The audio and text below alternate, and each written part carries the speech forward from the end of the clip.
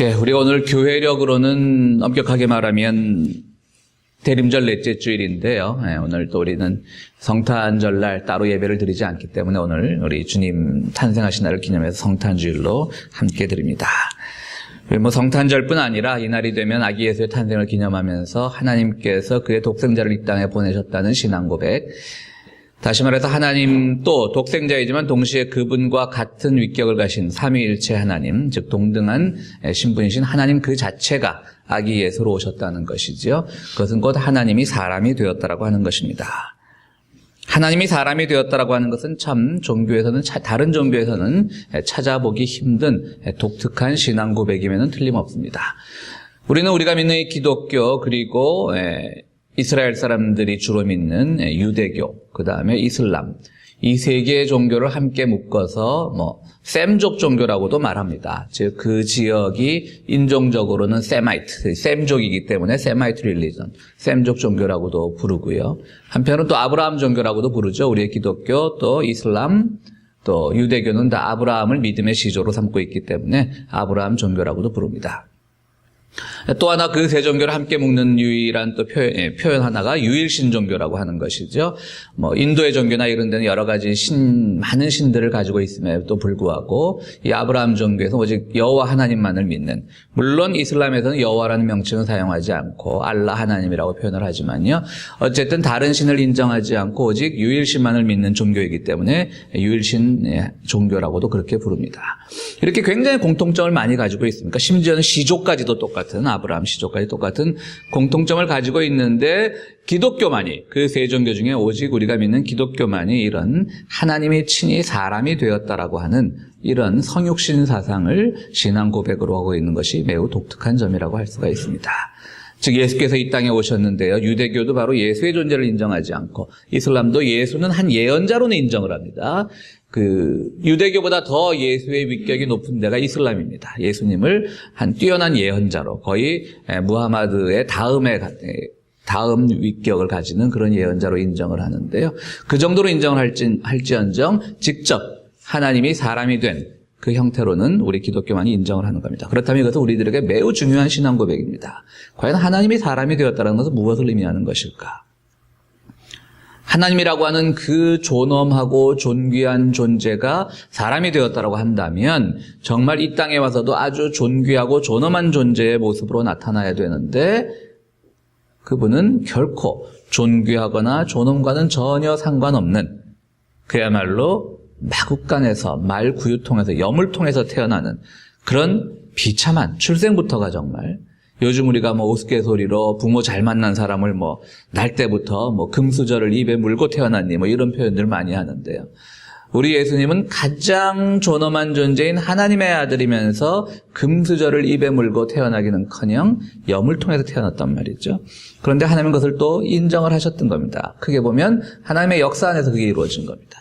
하나님의 인정하에 이루어진 겁니다.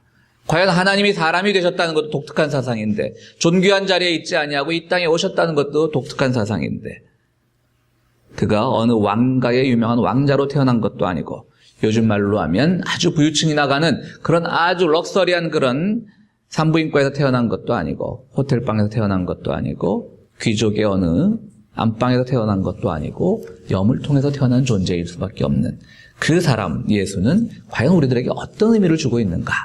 그것이 우리가 성탄절날 함께 고민해 봐야 할, 그리고 또 우리가 함께 기도하고 생각해 봐야 할 주제이기도 합니다.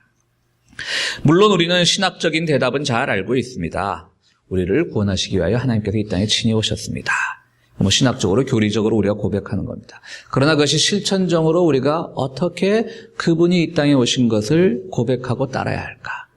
여기는 많은 일들이 있겠죠. 많은 경험들이 있을 겁니다. 그래서 많은 사람들은 그거의 진정한 의미는 예수를 따라 사는 삶이야말로 이 땅에 오신 하나님, 사람이 된 그 하나님의 뜻을 가장 잘 이해하는 것이다, 이렇게 말하는 사람들도 있습니다. 그렇습니다. 오늘날 우리가 믿고 있는 이 기독교가 사회로부터 존경을 받기는커녕 많은 지탄을 받고 있는 것이, 정말 예수님이 보여주었던 2000년 전의 그 희생적인 삶을 따라 산다면 참 우리가 존경을 받을 텐데, 그렇지 못하고 그저 예수님이 하나님과 동등한 본체라는 그 사실에만 우리가 몰두한 나머지 예수님조차도 이렇게 경배의 대상으로 놓고 그 예수님이라는 이름을 주문처럼 외우기만 하면 우리의 모든 근심과 걱정과 고통이 사라지고 우리의 모든 부귀영화가 보장되는 듯한 그런 잘못된 신앙을 가진 사람들이 많이 있다라고 하는 것이죠. 그건 분명히 우리가 적어도 평화의 교인이라면 그것은 잘못된 신앙인지는 다 알고 있습니다. 그렇다면 우리는 예수를 따르는 삶, 정말 그분이 2000년 전에 그 유대 땅에서 보여주었던 그런 가난한 자들과 함께하고 또 병자들을 고쳤던 그 삶을 따르는 것, 그것이 올바로 정말 이 땅에 오신 사람이 된 하나님의 뜻을 실천하는 것이라고 우리는 잘 고백을 하고는 있는데요.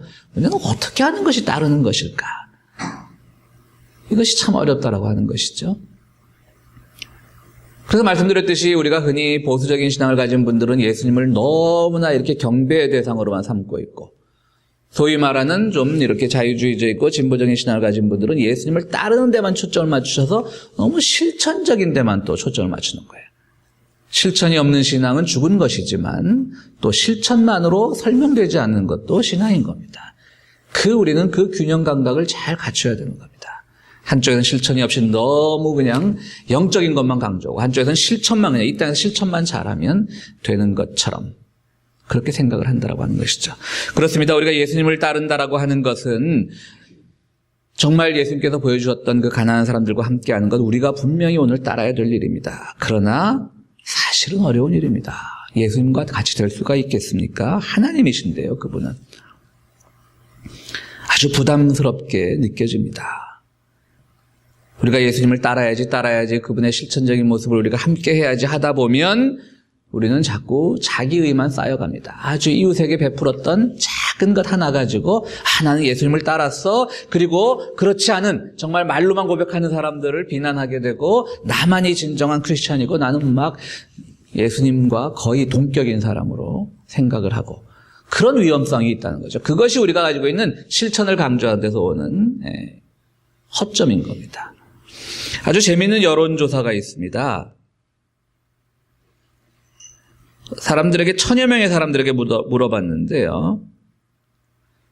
마더 테레사가 천국에 갔다고 생각하십니까? 라고 질문을 했는데요. 여러분들 어떻게 생각하십니까? 가셨겠어요? 안 가셨겠어요? 79%랍니다. 대답한 사람들이. 그러니까 나머지 21%는 어떤 사람들일까요? 아예 기독교 신앙이 없거나 아니면 또 천주교를 굉장히 또 막 이단시하는 그런 또 근본주의적 개신교인들 있죠. 아마 그런 분들이 이렇게 대답을 했을래나요? 하여튼 21%는 마더 테레사는 천당에 못 갔을 것이다 대답을 했답니다.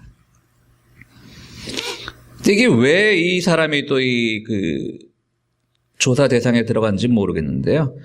지금은 은퇴를 했지만 유명한 농구 선수 마이클 조단 있지 않습니까? 마이클 조단은 천국을 갔겠습니까? 라는 것도 이 여론조사 조항에 들어가 있었답니다. 근데 65%. 그러니까 농구만 잘해도 65%는 이제 천국에 갈 수 있다고 믿는 겁니다. 이게 좀 오래된 연구인가 봐요. 그러다 보니까 또 조사 대상에 누가 들어가 있냐면 억울하게 죽었던 그리고 그 죽음의 비밀이 아직도 제대로 밝혀지지 않았던 영국의 다이애나 황세자비가 천국에 과연 갔을까요? 라고 물어보는 대답에서는 60%가 천국에 갔을 거라고 대답을 했답니다. 그러니까 마이클 조단보다 더 확률은 낮은 거죠. 근데 여러분 여기서 재밌는 게 뭐냐면요. 그 질문을 한 마지막 질문 조항에 뭐가 있냐면 이 질문지에 응하는 당신은 천국에 갈 것이라고 확신을 합니까? 라고 하니까 뭐라고 대답을 했을 것 같아요? 몇 프로 나왔을 것 같아요? 87%가 나왔답니다. 그러니까 대부분의 사람들이 자기가 뭐죠? 마더 테레사보다 더 훌륭하다고 생각을 하는 거예요. 그러니까 진짜로 천국에 누가 가냐면요. 대답하지 않은 13% 사람들이 갈 겁니다. 그러니까 여러분들 앞으로 그런 비슷한 류의 여론조사를 받으시면 마음은 천국 가고 싶어도 나는 아직 부족합니다. 그렇게 대답하는 게 천국에 가기 더 좋은 비결입니다. 왜 이 말씀을 드리냐면 대부분의 사람들은 자기가 남들보다 더 도덕적으로 뛰어나다라고 생각을 하고 있다라고 하는 것이죠. 심지어는 마더 테레사보다도. 그 정말 인도의 빈민굴에서 가난한 사람들과 함께 했던 그 사람들을 우리가 한편으로 막 그분의 그 기사를 읽으면서 존경하면서도 한편으로는 그래도 나는 저 사람보다 더 나아라고 하는 생각이 우리가 은연중에 다 있다라고 하는 겁니다. 이런 것들이 우리가 가지고 있는 어떤 실천만을 강조하는 그런 신앙의 허점이라고 볼 수가 있는 겁니다. 그렇습니다. 분명히 예수를 따라야 하는 것인데 예수님이 보여주었던 그 가난한 자들과 함께하는 모습, 분명히 우리가 오늘 따라야 되는 모습이지만 그것만이 전부라고 생각을 한다면 그것은 때로는 우리들에게 잘못된 자기의, 자기 존귀 사상으로 빠질 수가 있다는 것을 말씀드리기 위해서 이것을 함께 했던 것입니다. 그렇다면 우리가 오늘 사람이 되신 하나님이 사람이 되셨는데 예수를 통해서 사람이 되셨고 우리는 그 예수님을 믿습니다. 그렇다면 우리는 그 사람이 되었다는 것은 어떤 의미가 있는가? 다시 말해 예수를 따른다는 것은 어떤 형태로 우리가 따라야 되는 것인가? 분명히 실천적인 것도 좋지만요. 가장 중요한 것은 오늘 우리가 영원히 존귀한 존재라는 것을 믿는 것. 그것도 예수님을 따르는 것 중에 하나입니다. 난 참 소중한 존재라는 겁니다. 나도 소중하고 나의 가족도 소중하고 내 이웃들도 다 소중한 겁니다. 왜냐하면 우리 안에 하나님의 품성이 있기 때문입니다. 하나님께서 친히 이 가장 누추한 마국간까지 내려오셨는데 염을 통해서 태어나시면서까지 사람이 택하는 그 모험을 감행하셨는데 그 모험을 감행한 이유는 뭐냐면 염을통이라고 하는 가장 누추한 공간에 태어났기 때문에 너는 정말 쓰레기 같은 존재야, 염을통 같은 존재야, 나는 아무런 의미 없는 존재야 이렇게 살아가라는 것이 아니라 여전히 나는 하나님의 성품을 내가 함께 소유하고 있는 그런 존재라고 하는 것이죠. 그게 바로 하나님이 사람이 된 이유인 겁니다. 하나님이 그 높은 자리에서 우리에게 경배만 받기를 원하셨던 게 아니에요. 직접 내려오셔가지고 너희 안에도 하나님의 성품이 있다라고 하는 겁니다. 바로 그것이 아까 말씀드렸듯이 유대교나 이슬람과는 다른 겁니다. 하나님과 인간의 어떤 질적 차이만을 말하는 것이 아니라 내 안에 하나님의 성품이 있다라고 하는 것이죠. 오히려 재밌는 거는요, 이게 같은 셈족 종교 아브라함 종교면서도 우리가 공통점이 유대교나 이슬람과 더 많은 것이 아니라 오히려 재밌는 것은 이런 점에서는 불교 사상과 더 비슷한 것 같아요. 불교에서는 모든 사람들이 마음에 그 부처님의 성품, 불성을 가지고 있다라고 얘기하거든요. 어찌 보면 더 그런 점에서 우리가 비슷한 점이 있지 않나. 즉 우리가 존귀한 존재라는 거예요. 하나님의 성품에 우리가 참여하고 있는 겁니다. 그게 예수님을 따르는 것 중에 아주 중요한 겁니다. 나는 예수 따라 살 거야. 내가 하나님의 성품을 가지고 있기 때문에 하나님이 모든 사람을 사랑하셨기 때문에 이웃을 우리가 돌보는데도 함께 할 수 있는 것이고 그러면서도 바로 그 아주 그냥 비천한 곳에 태어나셨던 것처럼 존귀하면서도 겸손할 수 있는 존귀하면서도 자기를 낮출 수 있는 그런 성품을 우리에게 닮아가라고 하는 겁니다. 중세 유명한 신학자였던 마이스터 에크하르트는 이 우리가 존귀한 존재라는 걸 이런 비유를 들어서 설명을 합니다. 옛날 자기 아내를 지극히 사랑하는 한 왕이 있었는데 불행하게도 어느 날 아내가 한눈을 잃게 되었습니다. 왕비가 한눈을 잃었을 때 그 아내는 얼마나 슬펐겠습니까? 왕이 왜 그렇게 슬퍼하냐고 묻자 아내는 말하기를 내가 이렇게 슬퍼하는 것은 한눈을 잃었기 때문이 아니라 이로 인해 추해진 나의 모습에 실망해서 당신이 나를 예전처럼 사랑하지 않을까 그것이 더 걱정이 되는 것이라고 이렇게 아내가 말했다고 합니다. 그러자 왕은 어느 날 자기의 한쪽 눈을 뽑고서 아내를 찾아와 위로하기를 자 이제 나도 외눈으로 당신과 같이 되었습니다. 내가 당신을 얼마나 사랑하는지를 보여주기 위해서 나도 이렇게 외눈이 되었습니다. 라고 말했다라고 합니다. 이 마이스터 에크하르트라고 하는 중세 유명한 신학자가 만들어낸 예화인데요. 그것이 바로 우리가 얼마나 존귀한 존재라고 하는 것이죠. 내가 존귀한 존재는 남 위에 군림하고 내가 높고 존엄하고 남의 온갖 존경과 경배를 받는 그런 존재가 아니라 정말 한눈을 잃은 것처럼 추한 모습이 부족하지만 그 하나를 사랑하기 위해서 하나님조차도 십자가에 죽으시고 염을 통해 태어나시고 하는 그런 모험을 감행하셨다라고 하는 겁니다. 그러니까 얼마나 내가 존귀한 존재입니까? 동시에 하나님의 성품을 갖고 있기 때문에 우리는 모든 면에서 존귀하게 살아가면서 또 하나님께서 그 낮아지셨던 그 성품을 우리가 함께 본받아야 되는 것입니다. 여러분, 얼마 전 그 넬슨 만델라 전 남아프리카 대통령이 별세를 해서 전 세계에서 많은 국가 수반들이 장례식에 참여를 했는데요.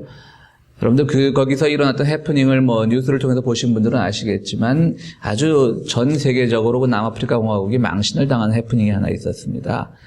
뭐냐면 장애자들을 위해서 소아 통역을 했어요. 거의 오바마 대통령도 연설을 하고 우리 유엔 사무총장인 반기문 사무총장도 연설을 하고 하면 이제 요즘 워낙 이 장애자들에 대한 그 배려들이 잘 되어 있으니까요.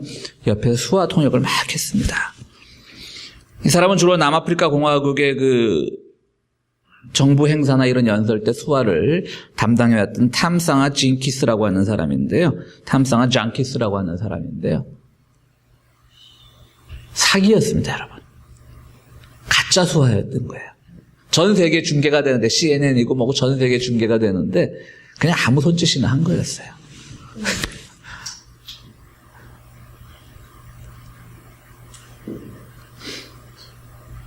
요즘 가장 잘 나가는 철학자인 지잭이라고 하는 사람이 그 기사를 보고 이렇게 말을 했습니다. 이거야말로 가장 큰 비극이다. 오늘날 많은 사람들이 자기들이 지금 장애자들을 위해서 굉장한 일을 하고 있는 것처럼 착각하고 있는 오늘 이 사회가 가지고 있는 위선의 극치를 보여준 것이다. 즉 방송에서 수화 통역을 하는 것은 정말 장애자들을 위해서 하는 것이 아니라 그렇다면 정말 그 수화가 옳은 건지 그른 건지 정말 청각장애자들 불러다가 한번 좀 시연을 한번 해보고 해야 되는데 그저 우린 이런 것도 할 줄 알아요. 우리는 장애자들을 사랑해요. 그러면서 쇼를 하는 그 자체가 그 장키스라고 하는 사람의 사기 행각보다 더 슬픈 오늘 사회 현실이라고 지적이란 철학자는 아주 통렬하게 지적을 하고 있습니다. 바꿔 말하면 오늘 우리가 하나님 안에서 존귀하다라고 하는 것은요. 정말 하나님께서는 그래 난 너희를 사랑한다라고 그렇게 입에 발린 말씀으로 하신 것이 아니라 이 땅에 직접 오셨다라고 하는 것이죠. 염을 통해 오셨다라고 하는 것이죠. 마구간에 오셨다라고 하는 것이죠. 그거는 바로 정말 우리를 사랑하기 때문이라고 하는 겁니다. 바로 오늘 우리가 기독교인으로서 정말 우리가 좋은 얘기는 매일 듣고 우리가 하면서 실수하지 말아야 될 부분은 나의 행위 속에서 정말 하나님이 했던 그런 사랑의 모습이 있는지 아니면 그냥 자기 만족처럼 나는 장애자를 사랑하고 가난한 사람을 사랑하고 이웃을 사랑하고 하는 것이 정말 그들을 위한 것이 아니라 자기 만족에 그쳐버려서 거짓 수화를 전 세계에 중계가 되는 그 장례식 장면에서 거짓 수화를 하는 사람을 아무런 생각 없이 더 웃기는 거는 거기에 대해서 남아프리카 공화국이 엄청나게 지금 변명을 하고 있다고 하는 것이죠. 영어를 무슨 아프리카 토속어로 바꾸고 이러는 과정에서 수화가 잘못된 거지 처음부터 사기꾼은 아니었다. 그랬더니 또 남아프리카 청각장애자협회에서 처음부터 사기였다. 조금도 비슷한 게 없었다. 조금도 말이 되는 문장이 그러니까 이 수화 문장이 하나도 없었다. 이렇게 나오는 거예요. 그러니까 전부 우리는 이걸 했다라는 것만을 강조를 하는 거예요. 청각장애자들을 위해서 우리는 이런 프로그램 하나 만들었다는 걸 강조하는 거예요. 오늘 우리가 믿는 기독교 신앙의 모습 속에서 그런 건 아니라고 하는 것이죠. 우리는 정말 존귀한 존재인 동시에 가장 비천한 존재라는 것. 그러다 비천할 때는 남 앞에서 비천해지는 것이고 존귀한 존재일 때는 하나님과 동일한 성품 속에서 우리가 세상을 자신감을 가지고 살아갈 수 있다는 것. 그것이 바로 하나님께 사람이 되신 이유입니다. 그러니까 여러분 다 존귀한 존재. 그러나 경배와 존경의 대상이 아니라 낮아지기 때문에 존귀한 것이고 정말 이웃의 입장을 먼저 생각하기 때문에 존귀한 것이라는 것을 우리는 고백해야 되는 것입니다. 하나님이 사람이 되신 두 번째 이유는 바로 우리가 세상을 살아가면서 무엇을 바라고 사는가의 문제를 가르쳐 주시기 위해서 우리 사람이 되신 것입니다. 즉 우리는 하나님의 품성을 또 하나님의 모습을 우리 안에 담고 있습니다. 그렇다면 하나님이 생각하시는 것과 동일한 것을 생각하며 살아야 됩니다. 여러분 우리는 과연 하나님이 생각하는 것과 동일한 것을 생각하며 사십니까? 우리 안에 하나님의 성품이 있는데 하나님이 세상을 보듯이 그 사랑의 마음으로 하나님이 정의를 보듯이 그 정의의 마음으로 우리가 세상을 보냐고 하는 것이죠. 그렇지 않습니다. 늘 정말 우리가 고백하는 하나님 대신에 다른 어떤 무슨 산신령 이름을 대입시켜놔도 어떤 신의 이름을 대입시켜놔도 그냥 우리의 기도가 성립되는 그런 기도를 우리가 하고 있다면 비나이다 비나이다 천지신명께 비나이다. 그저 우리 집 쌀독에 쌀 늘 흘러넘치게 하여 주시고 라는 기도를 드린다면 하나님 대신에 다른 신의 이름 다른 귀신의 이름을 대어도 그 기도가 성립하는 기도를 드리고 있다면 그것은 우리의 신앙을 한 번쯤은 되돌아봐야 된다고 하는 것이지요. 정말 우리가 하나님을 믿는다라고 한다면 하나님께서 보여주셨던 그 하나님의 시각을 우리가 가지고 있느냐, 하나님이 바라보는 것과 같은 것을 바라보고 있느냐. 그런데 하나님은 너무 높으니까 우리가 잘 못 따라갈까 봐 친히 이 땅에 오셔서 사람의 몸이 되신 거예요. 할 수 있어 너희도. 못하는 게 아니야. 같이 한번 따라서 봐봐. 내가 바라보는 쪽을 함께 바라봐봐. 이걸 우리들에게 말씀하고 계신 것이죠.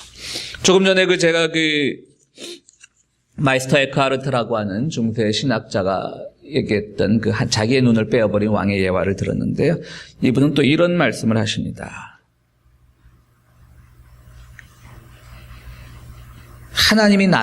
내가 하나님을 바라보는 눈은 하나님이 나를 바라보는 눈과 같다라고 하는 것이죠. 그러니까 여러분들은 하나님을 어떻게 보고 계십니까? 그냥 내가 보는 내 눈에 비친, 내 생각에 비친 하나님이 이런 모습이에요.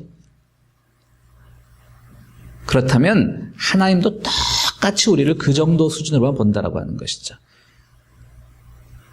이런 말이 있지 않습니까? 백성들이 자기 지도자들을 택할 때는 자기들 수준에 맞는 지도자를 택한다라는 참 서글픈 표현들이 있는데요. 어떻게 보면 하나님도 그렇다라고 하는 것이죠. 내가 하나님을 바라보는 그 시각만큼만 하나님 나를 바라보시는 거예요. 세상엔 더 높고 귀한 진리의 세계가 있고 더 높고 아름다운 그런 세계가 있는데 우리는 그저 하나님을 그냥 쌀떡 수준으로 바라본다면 하나님도 우리를 쌀떡 수준으로만 바라보는 거예요.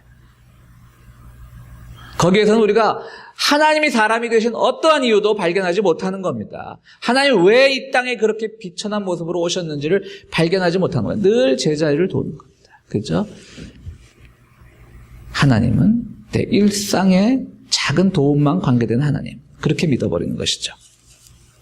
아프리카 사하라에 있는 사하라 사막 지역인 어느 마을은요, 별로 관광지도 없는데, 볼거리도 없는데, 해마다 많은 관광객들이 방문을 한다고 합니다. 이 관광객들이 많이 방문하는 이유는요, 그 마을에 서 있는 작은 동상을 보기 위해서인데요. 레빈이라고 하는 사람의 이름을 가진 그 작은 어떤 청년의 동상인데요. 그 동상 밑에는 새로운 인생은 방향을 제대로 찾을 때 시작된다. 새로운 인생은 방향을 제대로 찾을 때 시작된다라는 이 글귀가 새겨져 있다고 합니다. 그것이 이제 관광 상품이 되어 있는데요. 재미있는 것은 이 사하라 마을에 있는 그 사람들은요, 한 번도 그동안 사막을 벗어난 적이 없었다고 합니다. 그런데 어느 날 레빈이라고 하는 한 탐험가 청년이 그 마을을 방문해서 그 마을 사람들과 얘기를 나누다 보니까 정말 그걸 발견하고 깜짝 놀란 거예요. 조금만 걸어가다 보면 사막이니까 워낙 마을이 동떨어져 있으니까 쉽게 갈 수는 없지만 그래도 자기가 이 경험으로 봐서는 한 3일만 걸어가면 이웃 마을을 발견할 수도 있는데 이 마을 사람들은 평생 자기 마을을 벗어난 적이 없는 거예요. 그래서 물어봤어요. 어쩌다 이런 일이 생기냐 그랬더니 우리도 저 건너 마을이 있다는 걸 알고 더 넓은 세계가 있다는 건 어떻게 들어서 알고 있는데 그 마을을 찾아서 한번 가려고 하면 3일만 되면 제자리에 돌아와 있다는 거예요. 자기 마을로. 그래서 레빈이라는 청년이 이상해가지고 한번 나랑 같이 마을을 벗어나보자. 그랬더니 역시 그 앞에 그 마을 사람이 따르고 걸어가고 레빈이라는 청년이 뒤따라 걸어갔는데 역시 3일 만에 마을로 돌아왔다는 거예요. 그래서 레빈이라는 청년이 고민을 하다가 뭘 가르쳐줬냐면 북극성의 위치를 가르쳐줬던 겁니다. 이 사람들이 별을 통해서 길을 찾는 방법을 모르니까 그 사막이라면 다 사방이 모래니까 그도 참 조난 안다고 마을로 돌아오는 건 또 신기하죠. 어떻게 마을로 돌아왔던 거예요. 그러니까 늘 이렇게 사막이 비슷하니까 빙빙빙빙 돌다가 자기들 나름대로는 사막의 오아시스 곁에 서 있는 하나의 야자수나 이런 거를 지표로 삼았을지 모르겠죠. 그러다 또 보면 비싼 야자수가 있으면 이게 이 나무인가 싶어서 다시 돌아오게 되고 그러다 북극성을 가르쳐주고 나니까 마을 사람들이 다른 마을과 교류도 하게 되었고요.